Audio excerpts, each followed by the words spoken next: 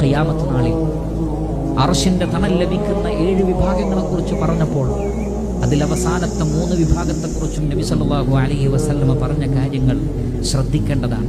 അതിലൊന്ന് റസൂലുള്ളാഹി സല്ലല്ലാഹു അലൈഹി വസല്ലമ പറഞ്ഞത്, ഒരു വ്യക്തി അദ്ദേഹം ധനം ചെലവഴിക്കുന്നു, സദഖ നൽകുന്നു, വലത് കൈ കൊടുത്തത് ഇടത് കൈ പോലും അറിയുന്നില്ല, ഒരാളെയും അറിയിക്കാതെ.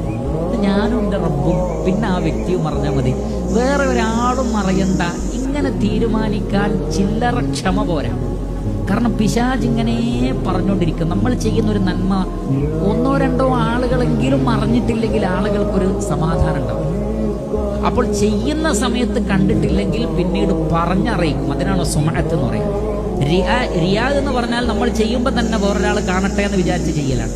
സുമഅത്ത് എന്ന് പറഞ്ഞാൽ ആരും കണ്ടിട്ടില്ല, പക്ഷെ ഇത് ആരെങ്കിലും ഒക്കെ ഒന്ന് അറിയിക്കണ്ടേ. ഞാൻ ഇത്രയും വലിയൊരു സഹായമൊക്കെ പലർക്കും ചെയ്തിട്ട് എന്നെ പറ്റി ആരും ഒന്നും പറയുന്നില്ലല്ലോ. അപ്പോൾ ആളുകളോട് പറയാണ്, ഞാൻ എന്നാലും ആളുകൾക്ക് ഇങ്ങനെയൊക്കെ ചെയ്തു. അതാണ് സുമഅത്ത്. ഇതൊന്നുമില്ലാതെ ഞാനും എൻ്റെ റബ്ബും മാത്രം അറിഞ്ഞാൽ മതി എന്ന് ചിന്തിച്ചുകൊണ്ടൊരു സദഖ ചെയ്താൽ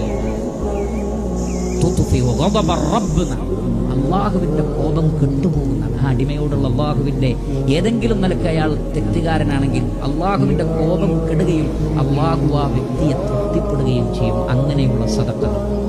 അതേപോലെ തന്നെ രണ്ടാമത് റസൂലുള്ളാഹി സ്വല്ലല്ലാഹു അലൈഹി വസല്ലമ പറഞ്ഞിട്ടുള്ളത്, നേരത്തെ പറഞ്ഞതുപോലെ സുന്ദരിയായ ഒരു സ്ത്രീ തെറ്റിന് ക്ഷണിച്ചാലും